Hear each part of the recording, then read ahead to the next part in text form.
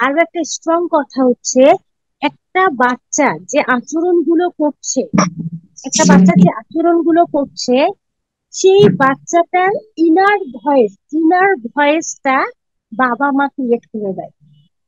তার মানে ওই বাচ্চাটা বাবা মা আশেপাশের পরিবেশ তৈরি করে দেয়। তো আমি যখন বলছি আমার বাচ্চা মানে অস্বাভাবিক আচরণ করছে, তাহলে প্রথমে আগে ওটা আমার দিকে আঙ্গুলটা, মানে ওই বন্দুকের গুলিটা আমার দিকে তাক করতে হবে, যে অ্যাকচুয়ালি আমি আমার বাচ্চার সাথে আই কন্টাক্ট বা যখন কথা বলছি, হয়তো আমি কথা বলছি না, রাগ উঠছি না, কিন্তু আমার চেহারার ফেসিয়াল এক্সপ্রেশনের মধ্যে হিংস্র কিছু আছে কিনা, প্রকাশ পায় কিনা, যার কারণে একটা সময় বাচ্চা ওরকম আচরণ করছে। বা আমি ভয়ে যখন যে সুরে কথা বলছি, সেই কথা বলার সুরটা অ্যাকচুয়ালি কেমন হচ্ছে। কারণ ও তো মানে জন্মগত ভাবে ওই জিনিসটা শিখে বড় হয়নি। ও তো এই ইনার ভয়েসটা তো ওর আশেপাশের এনভায়রনমেন্টের মানুষরাই তৈরি করে দিচ্ছে। হ্যাঁ, এটা একটা জায়গা, অনেক স্ট্রং একটা জায়গা। আরেকটা জায়গা, আরেকটা পয়েন্ট হচ্ছে এরকম যে আহ, আমাদের আমাদের যেহেতু যদি এখানে হিউম্যান বিং এর ব্যাপারটাকে আসা যায়, হিউম্যান বিং এর ব্যাপারটা আসা যায়, যে দু ধরনের মানুষ আমরা ন্যাচারালি সোসাইটিতে দেখি। এটাকে জায়গাতে চিন্তা, যদি আমরা একটু চিন্তা চেয়ে আসি, যে দু ধরনের মানুষ আমরা সোসাইটিতে অ্যাকচুয়ালি দেখি। এক ধরনের মানুষ এরকম যে একটু সর্দি হয়েছে, একটু কাশি হয়েছে, তাপমাত্রা একটু বেড়ে গিয়েছে, বা একটু সমস্যায় পড়েছে, ব্যক্তিগত কোন একটা সমস্যায় পড়েছে। যেমন আমার একজন ক্লায়েন্ট ছিলেন, ওনার যতবার পরীক্ষা আসতো, ওনার যে পরীক্ষাটাই আসুক সামনে, উনি আসলে পুরোপুরি হতাশ হয়ে যেত। পুরোপুরি মানে যতবার ওনার লাইফে একটা স্ট্রাগল আসবে, উনি ততবারই আমার কাছে সেশন নিতেন। প্রায় দুই দুই দুই বছরের উপর আমি এই ক্লায়েন্টকে দেখছি। সারা অথবা সারা মাস ঠিক আছে, হঠাৎ করে একটা সামনে পরীক্ষা, হঠাৎ করে পরিবারে একটা ঝামেলা হয়েছে, হঠাৎ করে কিছু একটা বাচ্চা অসুস্থ হচ্ছে, বা হঠাৎ করে কিছু হয়েছে, ওনার মন খারাপ হয়ে গেছে, ওনার হচ্ছে হতাশ হয়ে গেছে। উনি বারবার নিজেকে অসুস্থতা ফিল করছেন, ওনার পেনি কথা হচ্ছে বারবার। তো এই ব্যক্তিগুলো হচ্ছে গিয়ে মানে মানসিক ভাবে প্রচন্ড ভাবে দুর্বল থাকে এই জায়গাটাতে। আবার এই জায়গাটা হচ্ছে গিয়ে মানে তাদেরকে দেখলে মনে হবে যে এই মানুষগুলো বিশাল অসুস্থতায় আক্রান্ত, বিশাল অসুস্থতায় আক্রান্ত। এবং এই শারীরিক অসুস্থতার মাঝে আসলে আহ শারীরিক ভাবে যে অসুস্থ একজন মানুষ, কিছু কিছু রোগ আছে। আর এক ধরনের ব্যক্তি আছে, মানে এই পয়েন্ট অফ ভিউটা আর এক ধরনের ব্যক্তি আছে, আর যে হয়তো বা পরীক্ষা নিরীক্ষা করার পর তার বেশ বড় একটা রোগী ধরা পড়েছে। হ্যাঁ, হতে পারে তার ক্যান্সার, অথবা টিউমার, মানে বেশ বড় ধরনের কোনো রোগ আছে। তো ওই ব্যক্তির এত বড় রোগ থাকার ফলেও ওই ব্যক্তির কাছে যখন কেউ একটা ব্যক্তি যাচ্ছে, কেউই পাচ্ছে না। সবসময় একটা প্রফুল্ল ভাব, বা সবসময় একটা হাসি খুশি একটা ভাব।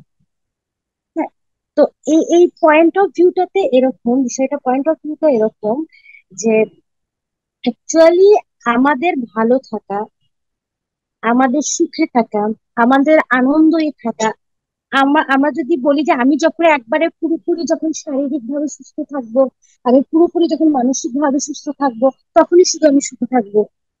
আমি যখন পুরোপুরি মানসিক ভাবে সুস্থ থাকবো, আমি পুরোপুরি শারীরিক ভাবে সুস্থ থাকবো, তখন আমি হচ্ছে আনন্দে থাকবো, তখন আমি হচ্ছে গিয়ে সুখ সুখ শান্তি খুঁজবো। এটা আসলে এটা আসলে সম্ভব না। মানে এটা অ্যাকচুয়ালি ভীষণ ভাবে ডিফিকাল্ট। এটা এই থট চেইনটা আসলে নেগেটিভ একটা অটোমেটিক থটের চেইন তৈরি করবে। আম, এই জায়গাটা হচ্ছে গিয়ে এরকম যে আসলে শারীরিক ও মানসিক ভাবে সুস্থ ও পূর্ণ থাকাটা, থাকলেই আমি সুখে থাকবো, এই হরমোনিক্যাল জায়গাটাকে আম, আসলে আমাদের জন্য ডিফিকাল্ট। ঠিক এই চেইনের জায়গাতে আরেকটা স্ট্রং একটা বিষয়, যেটা আমরা টেকনিক্স একটা যদি বলি, সেই টেকনিক্স এর জায়গাটা এরকম যে কৃতজ্ঞতা প্রকাশ। এই কৃতজ্ঞতা নিয়ে তোমার অনেকগুলো আয়াত আসছে, কৃতজ্ঞতা, কিন্তু মানুষ খুব কমই কৃতজ্ঞতা প্রকাশ করে। মানে হচ্ছে কৃতজ্ঞতা প্রকাশটা যে ইটসেলফ মানুষের নিজের জন্যই গুরুত্বপূর্ণ। মানে অকৃতজ্ঞ প্রকাশ করছে যখনই তখন তার অটোমেটিক নেগেটিভ একটা চেইন শুরু হয়ে যায়।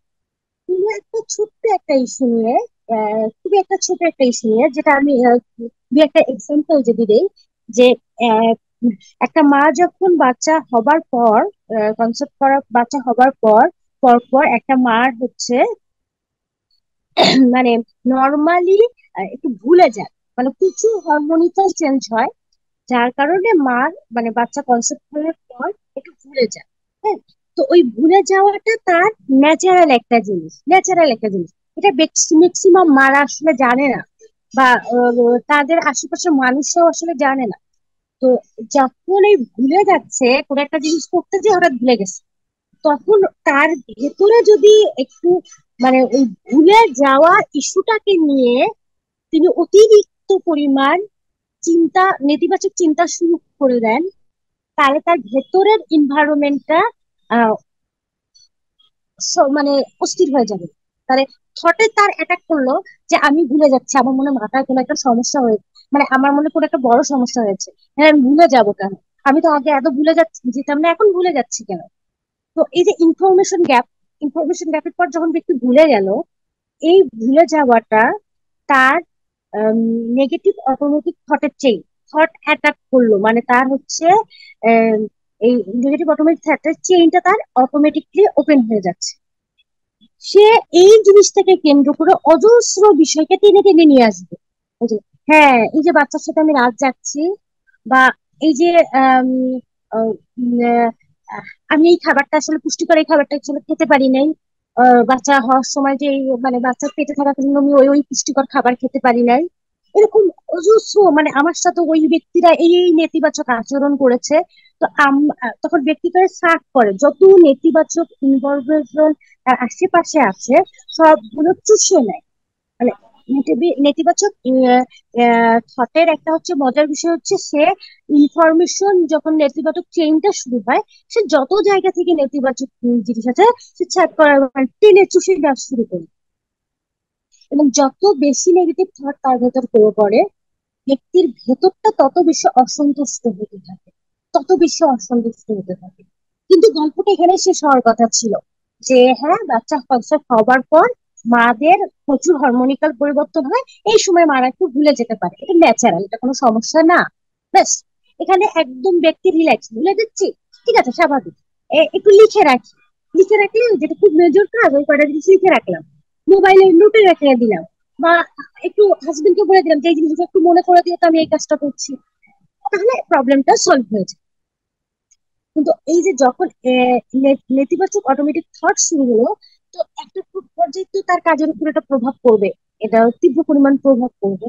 তো তীব্র পরিমাণ যখন প্রভাবটা পড়ে, তখন দেখা যায় অ্যাকচুয়ালি সে নিজেকে আসলে ডিমোটিভেটেড হয়ে যায়, যে না, তখন তো ওটার প্রভাব আরো আসলে ডিফিকাল্টি হয়।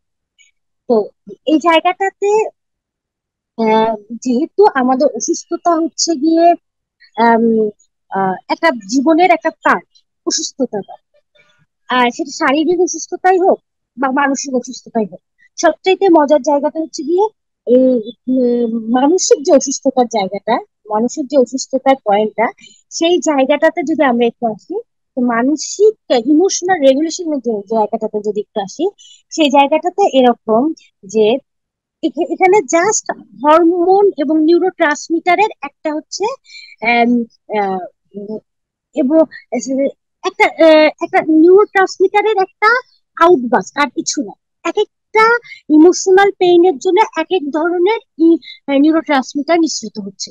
তো ওই নিউরো ট্রান্সমিটারটা যখন বডিতে নিঃসৃত হয়, তখন অ্যাকচুয়ালি মানে যদি ব্যক্তি সচেতন ভাবে সেই জিনিসটা নিয়ে নলেজ রাখে, সেটা রাগ হতে পারে, সেটা মন খারাপ হতে পারে, সেটা দুশ্চিন্তা হতে পারে, যেটা হতাশা হতে পারে, যেটা কষ্ট হতে পারে, এই যে এই আবেগগুলো জন্মলগ্ন ভাবে একটা মানুষের মধ্যে স্ট্রং ভাবে দেওয়া হয়।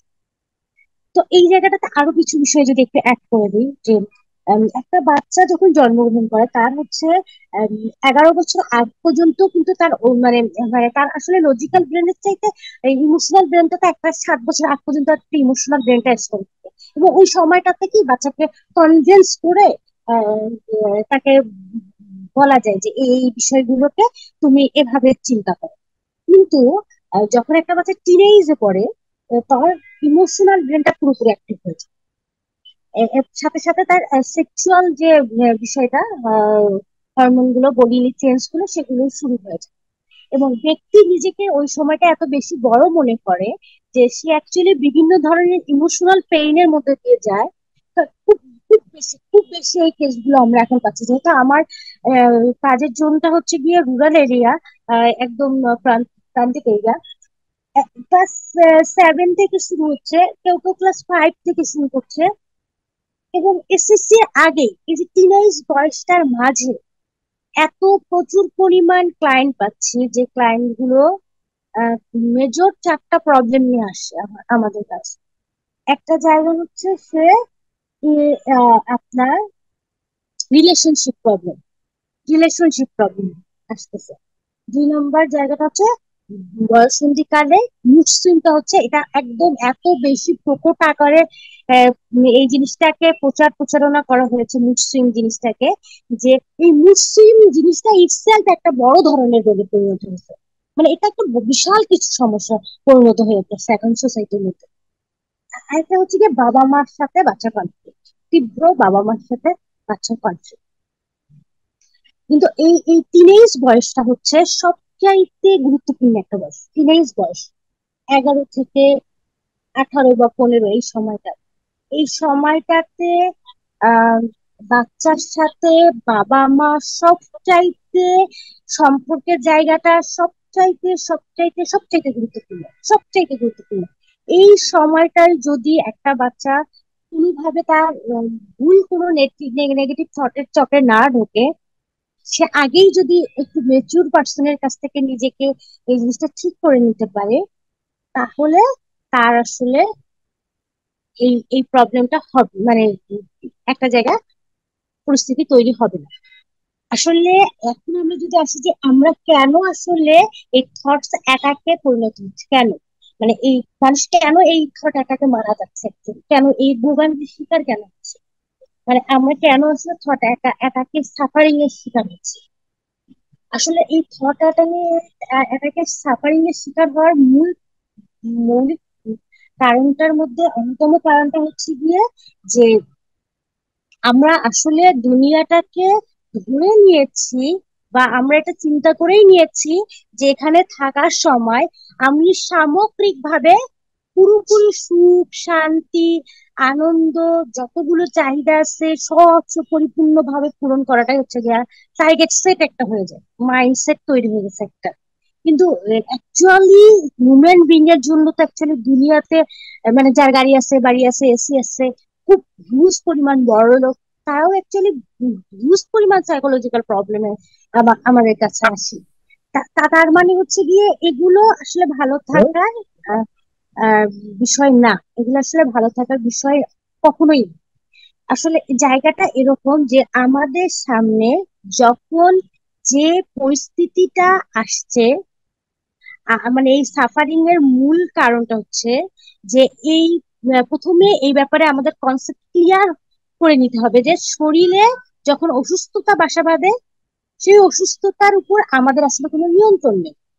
হুম, কিন্তু মনে যখন অসুস্থতা বাঁধে, সেই অসুস্থতার ব্যাপারে ব্যক্তি জাস্ট যদি সচেতন হয়, জাস্ট যদি ব্যক্তি ওটা নিয়ে কাজ করে, রিলিজিয়াস ফ্যাক্ট নিয়েও যদি কাজ করে, তাহলে মানসিক অসুস্থতা তার মধ্যে ঝেঁকে বসতে পারবে না। এটা হচ্ছে খুবই স্ট্রং একটা জায়গা। এবং আরেকটা জায়গা হচ্ছে গিয়ে যে আমাদের হচ্ছে সাফারিং এর আরেকটা কারণ হচ্ছে যে আমরা আমাদের সোসাইটিতে একটা ভিকটিম রোল প্লে করতে অনেক বেশি পছন্দ করি। মানে প্রবলেমটা সলভিং এর চাইতে আমি অসহায়, আমার এই প্রবলেমের জন্য আমি আসলে পারছি না, মানে একটা মানসিক ভাবে দুর্বল, একটা মানে আমার আসলে হাজবেন্ডের ক্যারেক্টার এরকম, এর জন্য আমি সুস্থ থাকতে পারছি না, আমার আসলে শ্বশুর শাশুড়ি এরকম, এর জন্য আমি সুস্থ থাকতে পারছি না, আমার আসলে বাচ্চা কাচ্চা এরকম পরিস্থিতি, এই জন্য আমি ভালো থাকতে পারছি না। মানে এক্সকিউজ ভিকটিম রোল, যেটা এই রোলটা ব্যক্তি অ্যাকচুয়ালি ওপেন আপ করে না, ভিকটিম রোলটা অ্যাকচুয়ালি ওপেন আপ করে না। কিন্তু অ্যাকচুয়ালি একজন ব্যক্তির জন্য শুধুমাত্র কিয়ামতে না, মানে এই যে তার আমল নামা যে শুধুমাত্র তাকেই দেওয়া হবে, এটা শুধুমাত্র মৃত্যুর পরবর্তী জীবনের জন্য তা নয়। এই দুনিয়াতেও, ওই দুনিয়াতেও যদি ব্যক্তি শুধুমাত্র মানে চারপাশের মানুষকে নিয়ে ভাবতে থাকে অল টাইম, সে ভেতর থেকে কখনো ইনার পিস ফিল করবে না। তাকে আসলে ইনার পিসটা নিজের ভেতর থেকে তৈরি করে নিতে হবে। যুগে যুগে যদি আমরা আসলে ইসলামিক যদি একটা বই আমি পড়েছিলাম অনেক আগে, যে কোরআনের শৈল্পিক সৌন্দর্য, কুতুবের বই, কুতুবের তো ওই বইটাতে আম, রাসূলদের চার মানে পার্সোনালিটি নিয়ে খুব চমৎকার হচ্ছে এক্সপ্লোর করা হয়। মানে ঈসা আলাইসাল্লাম, ইব্রাহিম আলাইসাল্লাম, মুসা আলাইসাল্লাম, হযরত মুহাম্মদ সাল্লাল্লাহু আলাইহি সাল্লাম, এই জিনিসগুলো নিয়ে খুব অল্প বিস্তর কিন্তু খুব চমৎকার ভাবে এটা নিয়ে এক্সপ্লোর করা হয়। এই জায়গাটায় একটা কিন্তু লার্নিং এর বিশাল একটা স্ট্রং পার্ট আছে, যে জায়গাটা এরকম যে প্রত্যেকটা একটা বাসায় যদি আমরা যেমন চার ভাই, আব্বু আম্মু, এই যে 6 জন মানুষ আমরা, বা আমার হাজবেন্ডটা 3 ভাই বোন, আমার বাচ্চা, এই যে প্রতিটা মানুষ, এই প্রত্যেকটা মানুষের আসলে পার্সোনালিটি প্যাটার্ন গুলো ডিফারেন্ট। হ্যাঁ, তো পার্সোনালিটি প্যাটার্ন গুলো ডিফারেন্ট হওয়ার কারণে তাদের আচরণগত প্যাটার্নসটাও ডিফারেন্ট। আচরণগত প্যাটার্নসটাও ডিফারেন্ট। তো আচরণগত প্যাটার্নসটা ডিফারেন্ট হওয়ার কারণে যদি একজন ব্যক্তি সচেতন ভাবে পার্সোনালি প্যাটার্নস গুলো বুঝতেও পারে, মানে জেনুইনলি বুঝতে পারে। আমার কাছে খুব অনেক বেশি ইন্ট্রোভার্টেড যে ক্লায়েন্ট, আমার কোনো ফ্রেন্ড নাই, এরকম একটা খুবই মন খারাপ একটা জায়গা। কিন্তু ও দেখা গেছে ছোটবেলা থেকে গড়ে ওঠার ক্ষেত্রে তার ভিতরে একটা ইন্ট্রোভার্ট ওয়ার্ল্ড তৈরি হয়েছে কোনো না কোনো ভাবে। ব্যক্তি এটা না জানার কারণে, ইন্ট্রোভার্টের মধ্যে তার আহ, পুরো পরিপূর্ণ প্রশান্তিতে কিভাবে থাকা যায় সেই জিনিসটা না জানার কারণে ব্যক্তি অ্যাকচুয়ালি ওই প্রবলেমটা থেকে কোনোভাবে বের হতে পারছে না। সমস্যা যেটাই হোক না কেন, যেহেতু এটা দুনিয়া, হ্যাঁ, এবং এখানে সমস্যা অবশ্যই হবে। তো এই সমস্যা ছাড়া আসলে দুনিয়াতে থাকা ইম্পসিবল। তো সমস্যা সমাধান করার প্রথম পদক্ষেপ হচ্ছে, এ থট অ্যাটাক থেকে বের হওয়ার প্রথম পদক্ষেপে যদি আমরা আসি, সেটা হচ্ছে যে সমস্যাটাকে আসলে মেনে নিতে হবে। হ্যাঁ, আমি রাগী, এই রাগটা আমার সমস্যা, এটাকে আগে ফার্স্ট মেনে নিতে হবে যে এটা আমার সমস্যা। আমি উত্তেজিত হয়ে যাচ্ছি, আমি অ্যাংজাইটি ফিল করছি আমার বাচ্চার যখন রাতে আমি হচ্ছে পারছি না, আমি কোনো কারণে অ্যাংজাইটি ফিল করছি, খুব ডিস্টার্ব ফিল করছি, এটা আমার সমস্যা, এটাকে আমাকে ফার্স্টে মেনে নিতে হবে। তারপর আমার হাজবেন্ড ওয়াইফের মধ্যে প্রবলেম হচ্ছে, ফার্স্ট আমাকে মেনে নিতে হবে যে কোন কোন পয়েন্ট অফ ভিউতে অ্যাকচুয়ালি আমার দ্বারা প্রবলেম ক্রিয়েট হচ্ছে। যখনই ব্যক্তি মানে স্বাভাবিকভাবে ওই প্রবলেমটাকে মন থেকে মেনে নিবে, একসেপ্ট করে নিবে, তখন ওই সমস্যাটা অনেকটা সহজ হয়ে যাবে। এবং ওই সমস্যাটা আসলে অসুস্থতার রূপ নিবে না। আমাদের সমস্যা হচ্ছে পরিস্থিতির আলোকে আমরা সঠিক চিন্তা আসলে করতে পারি না। একটা পরিস্থিতিতে, এই যে যখন আমরা পরিস্থিতির আলোকে সঠিক চিন্তা করতে পারছি না, অ্যাকচুয়ালি তখন আসলে আমরা থটটাকে আক্রান্ত হচ্ছি। আমরা আসলে নানান ধরনের নেতিবাচক চিন্তা দ্বারা মনকে আসলে ভীত সন্ত্রস্ত করে রাখছি। হ্যাঁ, তো আহ, এই জায়গাটাতে হচ্ছে খুবই গুরুত্বপূর্ণ বিষয় এরকম যে শারীরিক বা মানসিক অসুস্থতা একদম আহ, হবে কম বেশি 25টা মানুষ শারীরিক এবং মানসিক অসুস্থতার মধ্য দিয়েই যাবে। খুব রিসেন্টলি একটা বই পড়ছিলাম, আসমাউল হুসনা। তো ওখানে মানুষ সৃষ্টির উদ্দেশ্যে আলাদা বলে স্পষ্ট ভাবে এই জায়গাটা এক্সপ্লোর করা করছে ওখানে, যে আসলে মানুষ সৃষ্টির কারণ অ্যাকচুয়ালি সংসার করার জন্য না, বাচ্চা কাচ্চা লালন পালন করার জন্য না, বা আসলে খুব সুখে শান্তি সমৃদ্ধ ভাবে থাকার জন্য না। ফলে বারবার এক্সপ্লোর যেটা করা হচ্ছে যে মানুষ আল্লাহ সৃষ্টি করছে তার ইবাদত করার জন্য, এটা আসলে তার স্থায়ী বসবাস জায়গা না। তো পরিবারের সদস্যরাও অসুস্থ হবে, এটাই খুবই ন্যাচারাল জায়গা। এবং আমাদের সাপোর্টটা দরকার, সেখানে আমাদের সর্বোচ্চ সাপোর্ট দিতে হবে। কিন্তু যখন পরিবারে কেউ একটু অসুস্থ হয়ে যায়, তো একটা পরিবারে কেউ বাবা অসুস্থ হলো, মা অসুস্থ হলো, বাচ্চা অসুস্থ হলো, আমি নিজের ক্ষেত্রেই যখন দেখছি, ধরেন ঈদের আগে খুবই অসুস্থ, ঈদের পর পর খুবই অসুস্থ হলো, খাওয়া দাওয়ার সিস্টেমটা আসলে প্রথমে আমরা অফ করে দিই, যে ঠিকভাবে খাচ্ছি না। আমি যখন আমার বাচ্চা অসুস্থ, আমি যখন ঠিকভাবে খাবো না, তখন তো আমার মেজাজটা আসলে নর্মাল থাকবে না। পেট পাকস্থলীতে খাবার না গেলে আমি মেজাজটা অটোমেটিকলি খিটখিটে হয়ে যাবে। তার মানে হচ্ছে গিয়ে পরিবারের পাশে পাশে যেই অসুস্থ হোক না কেন, আমাকে আসলে স্বাভাবিক কাজকর্ম আমাকে স্বাভাবিক ভাবে করে যেতে হবে। মানে স্বাভাবিক আজকে যেটা কাজকর্ম করে যেতে হবে। আরেকটা জিনিস যে আরেকটা জায়গা হচ্ছে গিয়ে অসুস্থতা ব্যক্তির সামনে যখন আমরা অনেক বেশি নেতিবাচক কথাবার্তা বলে, তখন আসলে সেই এনভায়রনমেন্টটা অ্যাকচুয়ালি আরো বেশি খারাপ হয়ে যায়, আরো বেশি খারাপ হয়ে যায়। তো এই পয়েন্টের এই জায়গাটাতে লাস্ট যে জায়গাটা আমি জাস্ট ক্লোজ করার জায়গাটা এরকম যে শরীরে টক্সিন কিছু বৈশিষ্ট্য আমাদের নিজেদের ভেতর আমরা আসলে আম, লালন পালন করি, কিছু টক্সিন বা ভিকটিম রোল প্লে, এই জিনিসটা আমাদের অজান্তে আমরা করি। যেহেতু আমাদের ওই বিষয়গুলো সম্পর্কে স্ট্রং এবং ক্লিয়ার কনসেপ্ট থাকে না, যার কারণে দেখা যায় যে আমরা অনেক সময় ওই বিষয়গুলোকে নিয়ে অনেক মানে যে কোনো একটা প্রবলেম হলে আমরা ভিকটিমের মধ্যে চলে যাই প্রবলেম সলভ না করার কারণে। এবং এই প্রবলেম সলভ না করার কারণে অটোমেটিক আমরা ছোট অ্যাটাকে পরিণত হয় জিনিসটা। এবং যত বেশি এটা অ্যাটাক করে, আমি হয়তো বা শারীরিক ভাবে সুস্থ, আমি হয়তো বা অনেক প্রতিষ্ঠিত, কিন্তু একটা সময় এসে আমি আসলে ভেঙে পড়ে যাই।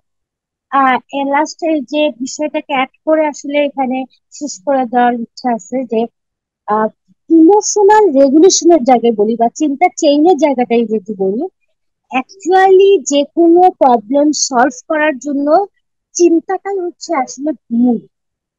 চিন্তাটাই আসলে আম, আমাদের চিন্তাটাই আসলে আমাদের হচ্ছে সবচেয়ে স্ট্রং হচ্ছে পার্ট। চিন্তাটাই হচ্ছে সবচেয়ে স্ট্রং পার্ট এই কারণে যে আহ, আমাদের আহ, আমরা যদি হচ্ছে সিরাতের ওই স্যারের সাথে আমি মানে এর আগে একটা আলোচনায় শুনেছেন যে রাসূলুল্লাহ সাল্লাল্লাহু আলাইহি ওয়াসাল্লাম যখন তার কাছে নবুয়ত প্রাপ্ত হননি, তিনি যখন একটা মেষ চালাচ্ছিলেন, অধিকাংশ অধিকাংশ রসুলদের জীবনীতে যেটা হচ্ছে যে তারা আসলে মেষ মানে আম, মেষ পালক ছিলেন। তো মেষের পালকের বিষয়টা এরকম যে মেষরা হচ্ছে খুব সতর্ক থাকতে হয়, কারণ এক পাল থাকে ওখানে যদি কোনো নেকড়ে ঢুকে থাকে তাহলে হচ্ছে গিয়ে আম, আহ, মানে একদম ডিফিকাল্টিস একটা পরিস্থিতি তৈরি হবে। তো ওই সময়টাতে ব্যক্তির থটটাকে চিন্তাটাকে অ্যাকচুয়ালি এই মুহূর্তে রাখার ব্যাপারটা থাকে। সবসময় সতর্ক যেহেতু থাকতে হয়, সবসময় যেটা অ্যাওয়ার্ড থাকতে হয়। তো থট অ্যাটাকের জায়গাটাও ঠিক এরকম যে ব্যক্তি যখন মাইন্ডফুল থাকে, মানে অতীত নিয়েও চিন্তা করছে না, ভবিষ্যৎ নিয়েও চিন্তা করছে না, শুধুমাত্র এই মুহূর্তটাকে নিয়ে চিন্তা করছে, এই সময়টাকে নিয়ে চিন্তা করছে, তখন সে তার জন্য যে জিনিসটা মানে তৈরি হয় যে সে মানে খুব সতর্ক হতে পারে যে একটা কেউ নেতিবাচক কথা বলেছে, তার ভেতর থেকে তার অ্যাঙ্গার আসছে, সেটা ধরতে পারে না, আমি মনে হয় রেগে যাচ্ছি, আমি মনে হয় রেগে যাচ্ছি তার এই নেতিবাচক কথাটায়, আমি মনে হয় রেগে যাচ্ছি, আমার মনে হয় মন খারাপ হয়ে যাচ্ছে। হ্যাঁ, যখন ব্যক্তি এই জিনিসটা বুঝতে পারবে, বোঝার সাথে সাথেই কিন্তু ব্যক্তি কাজ নিজের সাথে করতে পারবে। ব্যক্তি যত মানে মাইন্ডফুল এই মুহূর্তে থাকবে, তত বেশি সে নিজেকে মানে নিজের সাথে কাজ করতে পারবে, সচেতন ভাবে কাজ করতে পারবে। কারণ ব্যক্তি যত দ্রুত তার ইমোশনাল পেইনটা বের করতে পারবে যে হ্যাঁ আমার মন খারাপ শুরু হয়েছে, একটা কারণ আছে, এই কারণে আমার মন খারাপ শুরু হচ্ছে, আমি মন খারাপটা আমার বডি এবং মাইন্ডে স্টে করতে দিব না, এটা থেকে বের হতে হবে, আমাকে আমাকে কাজ করতে হবে। অ্যাকচুয়ালি যদি আমি এখানে একটু শেয়ার করি, যে আগে আমার যখন মন খারাপ হতো, যে জায়গাটা আমি টিপস গুলো করতাম, প্রচুর হাঁটতাম বা বাসার ময়লা কিছু থাকলে সে রান্নাঘর বা ঘরে খুব ঘষে খুব পরিষ্কার করার চেষ্টা করতাম। তখন কি হয় যে তাই মানে শারীরিক পরিশ্রম করলে যেটা হয় যে ওই সেরোটোনিন ডোপামিন পরিমাণটা কমে যায়, যে ওটা আর কি ওইভাবে অ্যাক্টিভ কাজ করতে পারে না, অ্যাক্টিভ কাজ করতে পারে না। ডিপ্রেশনের ক্ষেত্রে ওটা অ্যাক্টিভ কাজ করতে পারে না। আবার হচ্ছে অ্যাংজাইটির ক্ষেত্রে যে বুক ধরফর করছে, শ্বাসকষ্ট নিতে ভয় পাচ্ছে বা অস্থিরতা কাজ করছে, জাস্ট কিছুই না, বডির মধ্যে আল্লাহ রাব্বুল আলামিন দুটো জিনিস ফ্রি কস্টে দিয়েছে। কেন দিয়েছে এটা নিয়ে মানুষের আসলে চিন্তা করা উচিত। একটা হচ্ছে অক্সিজেন, শ্বাস প্রশ্বাস, যেটা অসুস্থ হলে মানুষ যদি কেনে, একদিনই কেনে, অনেক টাকা তার খরচ হবে। আর একটা হচ্ছে পানি, তেমন কোনো খরচই হয় না। কেন? এই দুটো জিনিস একদম ফ্রি, মানে ম্যাক্সিমাম জায়গাতে একদম ফ্রি। এটা নিয়ে যদি ব্যক্তি একটু এক্সপ্লোর করে, অ্যাকচুয়ালি ম্যাক্সিমাম ইমোশনাল প্রবলেম গুলো রিকভারের জন্য আমরা সাইকোলজিস্টরাও কথা যদি বলি, বা আপনি কোরআন হাদিসেও যেটা আসছে উজু করো, মানে বসো, শো, তারপরে হাত মুখে উজু করে নাও, বিষয়টা এরকম যে পানি ম্যাজিকের মতন কাজ করে। পানি আর অক্সিজেন ম্যাজিকের মতন কাজ করে। তো এই জায়গাটাতে আসলে আমাদের সর্বপ্রথম নিজের সাথে নিজে কমফোর্ট হতে হবে। কারণ আমরা 24 ঘন্টার সবচাইতে বেশি সময় নিজের সাথে কাটাই, আমরা আমাদের সাথে কাটাই সময়। আমি জব করি, বাচ্চার সাথে থাকি, হাজবেন্ডের সাথে থাকি, যতই যার সাথে থাকি না কেন, পরিবারের সদস্যের সাথে থাকি না কেন, বা এখানে একাডেমিক টিউটরে আমি 1 ঘন্টার জন্য বা 30 মিনিটের জন্য থাকি না কেন, অ্যাকচুয়ালি আমি আমার 24 ঘন্টার ম্যাক্সিমাম টাইম আমি আমার সাথে থাকি। এবং আমার সাথে থাকার সাথে নিজের সাথে যা ইচ্ছে তাই কথা বলতে আমরা পারি, নিজের সাথে যা ইচ্ছে তাই কথা বলতে পারি। ব্রেন ইমেজ এবং কল্পনার, মানে রিয়ালিটি এবং কল্পনার মধ্যে পার্থক্য করতে পারে না, ব্রেনে এই ক্ষমতাটা নাই। তাহলে নিজের সাথে নিজের কথোপকথন, এটার সাথে যদি আল্লাহর সাথে কানেকশন বৃদ্ধি করতে চাই ব্যক্তি, তাহলে এটা অনেক বেশি সুন্দর হয়। তো লাস্ট যে বিষয়টাকে বলে শেষ করবো, সেই জিনিসটা হচ্ছে গিয়ে অ্যাকচুয়ালি জন্মের সাথে সাথে যেহেতু আমাদেরকে ইমোশনাল বিষয়টাকে অ্যাড করে দেওয়া হয়, এবং কৃতজ্ঞতার যে প্র্যাকটিসটা, এটা এত বেশি উপকার। কৃতজ্ঞতার প্র্যাকটিসটা ব্যক্তি যদি প্রতি 5 ওয়াক্ত নামাজে আলাদা নিয়ামত গুলো নিয়ে খুব গভীর ভাবে 5টা মিনিট বা 3টা মিনিট বা 2টা মিনিট এই কৃতজ্ঞতা প্রকাশটা নিয়েই ভাবে, চিন্তা নিয়েই ভাবে, তাহলে তার বডির মধ্যে এত হিউজ পরিমাণ ডোপামিন, অক্সিটোসিন এবং রিল্যাক্স প্রশান্তিকর হরমোনটা ছড়িয়ে যাবে। এটা অবশ্যই এটা এরকম না যে সাইকোলজিস্টরা এই টেকনিক্সটা বলছেন দেখে এই জিনিসটাকে আমরা প্র্যাকটিস করছি এইভাবে, না, এটা না। ব্যক্তি আল্লাহ তো নিজেই বলছেন করার পারবে, কিন্তু এই জিনিসটা যদি প্র্যাকটিস কেউ করে, এবং দেখা যাবে যে অটোমেটিকলি পুরো পুরো সময়টায় তার মধ্যে একটা শান্ত প্রশান্ত কাজ করবে। তো আমি আসলে আন্তরিক ভাবে যে করছি যে আমি আসলে আজকে স্লাইড অনেক বেশি করি নাই, খুব অল্প স্লাইড আমি করার চেষ্টা করেছি। আর একটা জায়গা হচ্ছে গিয়ে আহ, আসলে থট অ্যাটাক বিষয়টাকে আর একটু আহ, ভেতরে ঢুকে আর একটু এক্সপ্লোর করতে পারলে হয়তো বা আরো সহজ হতো। কিন্তু আমরা আসলে যদি নিজেদের দিকেই তাকাই, তাহলে আমরা নানান সময় আসলে থট অ্যাটাকের শিকার হই।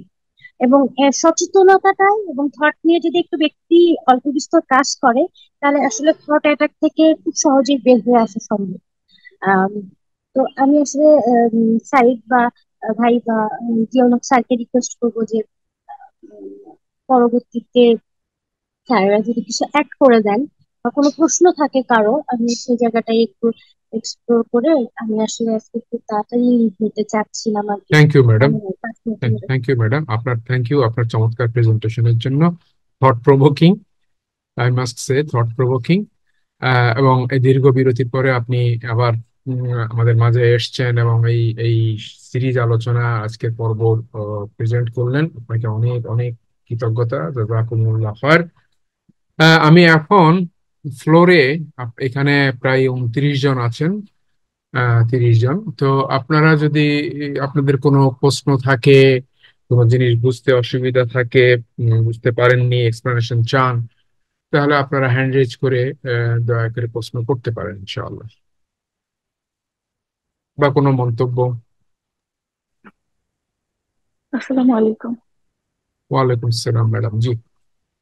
আমি না একটা জিনিস বুঝতে পারিনি, উনি বলছিলেন যে বাচ্চাদেরকে থট প্রসেসিং মানে এক সময় টিনেজ বয়স হয়ে গেলে পরে আর বোঝানো সম্ভব না, তার আগে বুঝাইতে হবে, মানে কোন কোন বিষয়গুলো বুঝাইতে হবে, প্লাস মানে নিজেদেরও তো অনেক বোঝার সমস্যা আছে, তো ওদেরকে কিভাবে বোঝাবো? Right, thank you. ফাতেমা কিছু বলবেন?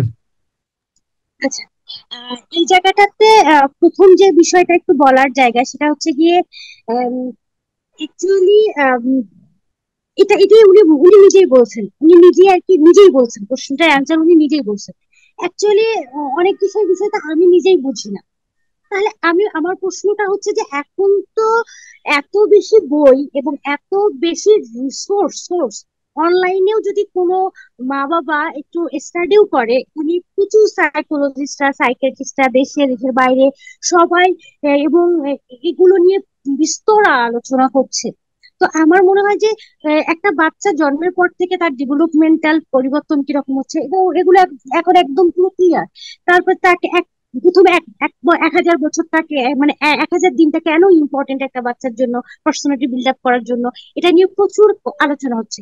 আবার টিনেজে আসলে তারা ব্যক্তি স্বাধীনতাটা তাদের আসে, তারা আসলে ওই সময়টাতে ওদের আচরণের এত তীব্র পরিবর্তন হয় কেন, এই জিনিসগুলোকে আমারও কথা হচ্ছে যে আম, এটা যে চিন্তাটা আসছে যে আমি নিজেও তো জানি না। তো আমার প্রশ্নটা হচ্ছে এটাতে এই এই জায়গাটাতে নিয়ে আগে আসলে চিন্তা করা যে কেন আমি জানি না। আমার বাচ্চা যে বড় হচ্ছে আমি কেন জানবো না? আমার বাচ্চাকে আসলে আমি অন্ধকারে ছেড়ে দিচ্ছি এবং আমি জানি না যে আম, একটা বাচ্চা যেমন আমি যদি একটু এখানে অ্যাড করি যে আমি ছোটবেলায় হচ্ছে আমাদের আশেপাশে অনেক লোকাল বাসা ছিল। আমি রংপুরে ছিলাম, খুবই গালিগালাজ করতো ওনারা। তো একটা টাইম পর্যন্ত আমি মানে আমার কাছে অনেক মুখস্থ ছিল, অনেক মানে এমন এমন ভাষা শব্দ যেটা আর কল্পনা করা যায় না। এটা ক্লাস 2-3-তেও আমি যতটুকু এটা নিয়ে আমার পরিবারের সদস্যরা বেশ কাজ করেছে, আমি যতটা ফিল করেছি। আমার না অনেক এখন অনেক সময় দেখা যায় আমার মনে নাই যে আমি আসলে ওই রকম কোনো শব্দ ইউজ কখনো করেছি, এই জিনিসটা আমার মনে আসে না।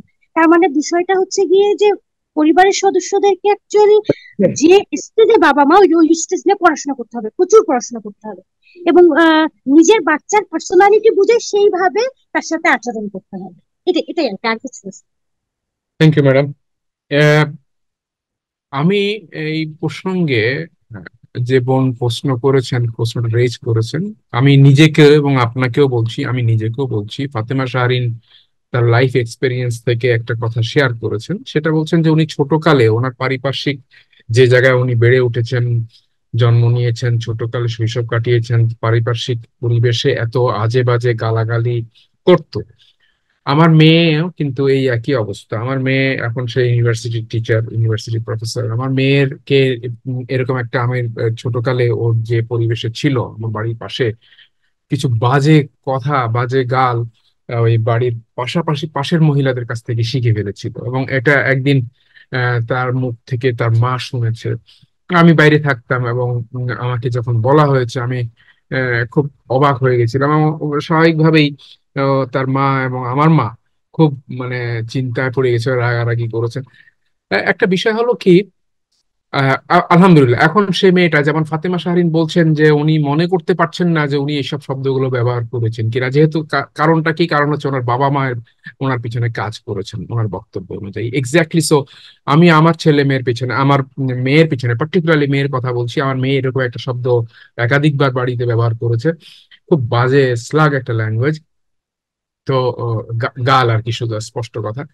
তো সেখানে ইয়ে করেছেন তার মা, আমার মা, আমার মা পার্টিকুলারলি তার পিছনে কিছু কাজ করেছেন। সেটা কোন ন্যায়, কোনটা অন্যায়, কোনটা কোন কথা বললে আল্লাহ লিখে রাখে, কোন কথা বললে ফেরেশতা লিখে রাখে, এবং কিভাবে হয়, আমার মা তার ভাষায় তার ইয়েতে আমার মেয়েকে বুঝাচ্ছেন, আল্লাহর ভয় দেখায়। এবং দেখানোর কারণে আমার মেয়ে এটাকে, ওই বাচ্চা তো কচি বয়সে এটাকে ইয়ে করেছে। এখন সে এটা ওই ফাতেমার কথাই মতোই, ওনার মতোই বলবে যে আমি তো মনে নাই এটা। কারণ এখানে একটা কোরআনের কোরআনের একটা আয়াত আছে। আপনার ব্যাকগ্রাউন্ড নয়েজ করছেন কে প্লিজ, আপনার এটা। তো কোরআনের একটা আয়াত আছে, কোরআনের আপনাদের ব্যাকগ্রাউন্ড নয়েজ হচ্ছে, প্লিজ আপনারা একটু কোরআনে একটা আয়াত আছে। আমরা যেহেতু সাইকোলজির এই বিষয়টা এই এই পার্টটা কোরআন থেকে খুঁজে বের করার জন্যই তো এই ক্লাস, এই আলোচনা। তো আপনাকেও আপনাদের সকলকে আমি বিনয়ের সঙ্গে মানে বলে রাখছি, এবং আমি এখানে বলছি যে আমার মেয়েকে এবং ফাতেমা শাহরিনকে, যেহেতু ওনার বাবা মা ওনার পিছনে কাজ করেছেন, আল্লাহর একটা ওয়াদা আছে এখানে। সেখানে হচ্ছে সূরা ফুরকানের 70 নম্বর আয়াত, 69 কি 70, সূরা ফুরকান, আমি অ্যাবসলিউটলি শিওর যে সূরা ফুরকান 69 বা 70 নম্বর আয়াতে আল্লাহ পাক সেখানে বলছেন ওয়া ইন তাত্তাকুল্লাহ ইয়াজআল লাকুম ফুরকান ওয়া ইউকাফির আনকুম সাইয়্যাতিকুম ওয়া ইয়াগফির লাকুম যুনুবাকুম। তোমরা যদি আল্লাহকে ভয় করো তাহলে আমি ইউকাফির আনকুম সাইয়্যাতিকুম, তোমাদের দুর্বলতাকে যোগ্যতায় রূপান্তর করে দেবো এবং তোমাদের ক্ষমা করে দেবো। এই যে ফাতেমা শাহরিন ভালো কথা বলতে পারতেন না, মানে ভালো শব্দটা বাদ দিয়ে বাজে একটা গাল শিখেছিলেন, আমার মেয়ে বাজে একটা গাল শিখেছিল।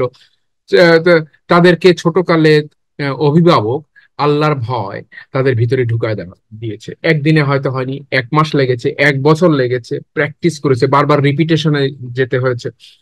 এবং তাদের ভিতরে যখন আল্লাহর ভয় জেগেছে ওই বাচ্চার বয়সে, শিশু বয়সে, তখন দেখা গেল আল্লাহ পাক তাদেরকে ভালো পথে, ভালো কথায়, ভালো বাক্যে, ভালো অভিধায়, কনভারসেশনে অভ্যস্ত করে দিয়েছেন এবং ওই যে বাজে কথাগুলো তাদের স্মৃতি থেকে সরায় দিয়েছেন। এটা সুস্পষ্ট। আবার নিউরোলজির দিকে যদি আমরা দেখি, ডাক্তাররা এখানে যারা, যদি কেউ ডাক্তার থাকেন এবং আগামীতে যদি কোনো ডাক্তার আমার এই বক্তব্যটা শোনেন, আপনাদের নিউরোলজিতে থট মাইগ্রেশন বলে যে কথাটা আছে, নিউরাল মাইগ্রেশন একেবারে এই কথাটা বলা আছে। কোরআন যেটা বলছে সূরা ফুরকানের 69 বা 70 নম্বর আয়াতে, এইটা নিউরাল মাইগ্রেশনে, নিউরোলজিতে, এই সায়েন্স এই কথা বলছে। কাজেই সাইকোলজি এই কথা বলছে বারবার, ফাজাক্কির ফাতান ফাউ যিকরা, বারবার স্মরণ করা দেওয়াটা কল্যাণকর। কিসে কল্যাণকর হয়, কিভাবে কল্যাণকর হয়? তার স্মৃতি থেকে ওই বাজে জিনিসটা দূরে চলে যাবে, স্মৃতি থেকে ওই জিনিসটা, ওই অভ্যাসটা তার প্র্যাকটিস থেকে হারায় যাবে। সে এটাতে স্বাচ্ছন্দ্য বোধ করবে না আর। সে বাজে কথা বলতেই তার জিহ্বা কেঁপে উঠবে, তার গা কেঁপে উঠবে, তার ঘৃণা বোধ হবে, সে ভালো কথা বলবে, ভালো কাজ করবে, ভালো চিন্তা করবে। কাজেই এনিওয়ে, তো আমরা এই জিনিসগুলো বেশি বেশি করে ইমোশন রেগুলেশনের জন্য কোরআন করিম থেকে আমরা এটা নিয়ে আলোচনা, সূরা তাহরিমের 8 নম্বর আয়াত, সূরা বাকারার সম্ভবত 221 না 222, আমার এই মুহূর্তে মনে নাই, সূরা ফুরকানের যেটা 69 বা 70 নম্বর আয়াতের কথা বললাম, এগুলো আমরা আলোচনা করতে পারি, আমরা নিজেরা পড়াশোনা করতে পারি, আমরা এগুলো নিয়ে আরো কাজ করবো ইনশাআল্লাহ। জি, আমি অনেক সময় নিয়ে ফেলেছি। আপনাদের মাঝখানে যদি আর কেউ কথা তুলতে চান, প্রশ্ন করতে চান, স্যার, মন্তব্য করতে চান। আসসালামু আলাইকুম স্যার। জি ম্যাডাম, ওয়ালাইকুম আসসালাম। অনেক জাযাকুমুল্লাহ খায়রান। ফাতেমা আপু উনি খুব সুন্দর কথা বলছেন, যেটা আর কি অনেক কিছুই জানার আর তো শেষ নাই। খুবই অনেক কিছু শিখলাম এখন ওনার আলোচনা থেকে। আর স্যার, মূলত আমি জার্মানিতে থাকি, তো আমি আপনার এই টাইমের এই প্রোগ্রামটাতে না আমি ঢুকতে পারি না, কারণ আমার ওখানে এখন রাত 3টা 4টা। তা আলহামদুলিল্লাহ আমিও দেশে আসছিলাম, তা আমি আপনাকে পেয়ে গেছি আলহামদুলিল্লাহ। আমি খুবই থ্যাংক খুশি। আমি আপনার জি, আমি আপনার সাথে একটা কোর্স করছিলাম, যে প্যারেন্টিং কোর্স, জি, ওটাও আমার অনেক পরিবর্তন করছে আলহামদুলিল্লাহ। মানে আলহামদুলিল্লাহ, আমি থ্যাংক ইউ। অনেক কিছুই জানতাম না, যেটা আমি আল্লাহ পাকের ইচ্ছা আমি আপনার এই প্রোগ্রাম থেকে জানতে পারছি। আজকে ফাতেমা শাহরিন ম্যাডাম, ওনার থেকে অনেক কিছু জানলাম, যে চিন্তার যে পরিবর্তনটা করতে হবে। উম তো স্যার, অনেক জাযাকুমুল্লাহ খায়রান। আল্লাহর পাকের ইচ্ছাতেই আপনার মুখ থেকে এমন সুন্দর কথাগুলা বের হচ্ছে আল্লাহু আপনাদের, আকবার, কারণ আল্লাহু আল্লাহর আকবার। ইচ্ছাতেই এটা বের হচ্ছে। ওমা জি, এখন তাশাউনা ইল্লা স্যার, ইয়াশাআল্লাহু রাব্বুল আলামিন, তোমরা যা চাও তা হয় না, আল্লাহ যা চান তাই হয়। সো এটা আল্লাহর চাওয়া। জাযাকুমুল্লাহ খায়ের। আপনি জি চমৎকার বলেছেন, দোয়া করবেন আমাদের জন্য। আপনাকে জি অনেক এখন ধন্যবাদ। স্যার, জি, বলেন। আপনাকে আমি একটা কথা আপনাকে বলতে চাচ্ছিলাম কি, যে আমার বাচ্চা, যে আমার ছেলে, ও ওর 7 বছর বয়স, কিন্তু আমি তো প্রথম থেকে আপনার সাথে এই কোর্স করিনি। তাহলে আমি, যেমন আমার আরেকটা ছেলে এখন 18 মাস, আপনার এই কোর্স অনুযায়ী আমি ওকে লালন পালন করতেছি, কিন্তু ও ওকে আমি টিভি দেখা থেকে কিংবা চকলেট খাওয়া থেকে আমি ওকে বিরত করতে পারতেছি না। এখন এটা কিভাবে করব, কোনো ভয় ম্যাডাম, দিয়ে আমি আমি কিভাবে? আমি বলি, আমি এখানে এখানে তো প্রোগ্রাম আমরা শেষ করতে হবে, আজকে শনিবার অনেক অফিসে যাবে। আপনাকে আমি বলি, আমাদের মাওলানা মুকাররম বিল্লাহ এইখানে আছেন অ্যাডমিন, আপনি ওনার সাথে একটু, আপনি তো জানেন যেহেতু যেহেতু প্যারেন্টিংটা করেছেন, ওনার সাথে যোগাযোগ করেন। আমি আপনার বিষয়, এই বিষয়ে আপনার সাথে ডিটেলস শুনে নিয়ে আলোচনা করবো ইনশাআল্লাহ।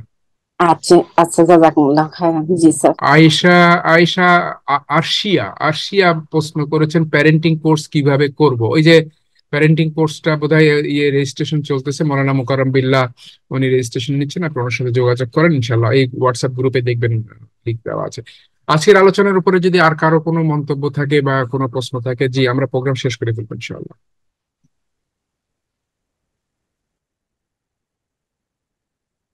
আলম ভাই তো আছেন? আপনি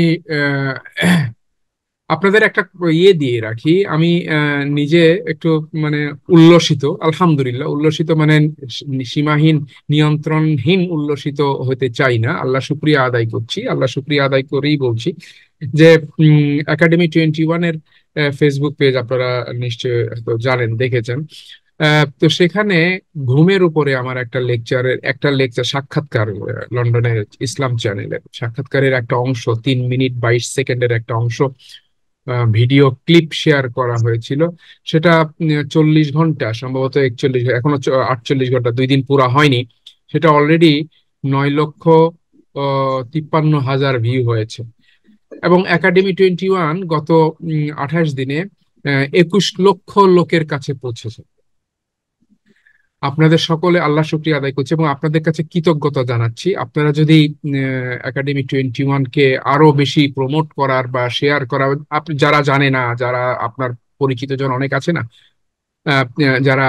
যাদের এরকম সমস্যা হচ্ছে, যারা এই ইসলামিক সাইকোলজি বা জীবন সাইকোলজি, মেন্টাল হেলথ সম্বন্ধে জানতে চান, বুঝতে চান, সচেতন হতে চান, তাদের কাছে যদি এই একাডেমির লিঙ্কটা পৌঁছে দেন, আমরা আশা করছি যে আমরা আজকে যে 21 লক্ষ লোক 28 দিনে, 4 সপ্তাহের ভিতরে তারা দাওয়াত পেয়েছে, এই একাডেমির বার্তা পেয়েছে, একদিন হয়তো সেটা 30 বা 40 লক্ষ মতো পৌঁছে দিতে পারে ইনশাআল্লাহ।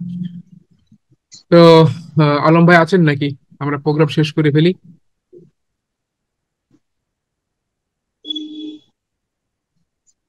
আলম ভাই, আচ্ছা সম্ভবত আলম ভাই নাই। আহ, আমরা আর কেউ কিছু বলবেন? আমরা প্রোগ্রাম কনক্লুড করি, 1 ঘন্টা ওভার হয়ে 1 ঘন্টা 2 মিনিট। অ্যাকচুয়ালি আমরা শুরু করি 4টা 5-এ, সো আর 3 মিনিট সময় আছে। আসসালামু তো আলাইকুম। ওয়ালাইকুম, আব্দুল বারেক জি, আমি ওয়ালাইকুম আসসালাম। আমি সিং থেকে বলছি। ময়মনসিংহ, জি ম্যাডাম, জি স্যার বলেন। আমার দুইটা ছেলে একটা মেয়ে। তো ছেলেটা ছোট সবার। ছেলেটা এমনি মাদ্রাসায় পড়তো আগে, 10 পড়া পর্যন্ত হাফেজ হয়েছে, কিন্তু সে ইয়াদ রাখতে পারতেছিল না। পরবর্তীতে তাকে চিন্তা করলাম, যেহেতু মাদ্রাসায় করতে পারতেছে না, কন্টিনিউ করতে পারতেছে না, আমরা তাকে বাংলা মিডিয়ামের ক্যাডেট একটা মাদ্রাসায় দিলাম। কিন্তু দেখা যাচ্ছে মনোযোগী হচ্ছে না, এবং তার একটা নেশা হলো ল্যাপটপ দেখা। ঘরে একটা ল্যাপটপ আছে, ওটা তার বড় বোনের জন্য কিনেছিলাম, এগ্রিকালচার আফসার ইউনিভার্সিটিতে পড়ে। তো ল্যাপটপটা নিয়ে সেটা কোনো মতে কাটানো যাচ্ছে না তার। যাই কিছু করে ঘুম থেকে উঠে নামাজ পড়ে, এমনিতে সময় হলে নামাজটা পড়ে, বা মাদ্রাসা যেতে অনেক সময় আগ্রহ বিল করে, আবার বলে যে আমাকে বুলিং করে, আমি মাদ্রাসা যাব না, আমাকে ঘরে হুজুর দাও, ঘরে হুজুর দিয়ে পড়াও। তো এই সমস্যাটা আসলে কিভাবে, একটু যদি সাজেশন দিতেন স্যার কিভাবে স্যার solve স্যার করা যায়? বলে, আমি সংক্ষেপে এটা আপনাকে, যে মাদ্রাসা যে বুলিং এর শিকার হচ্ছে, এটা একটা দিক, এটা সত্য। জি। আবার এটাকে সে এক্সকিউজ হিসেবে ব্যবহার করছে, ঘরে হুজুর দিলে বা টিচার দিলে সে পড়বে না, তা পড়বে না, সেটা তখনও হবে না।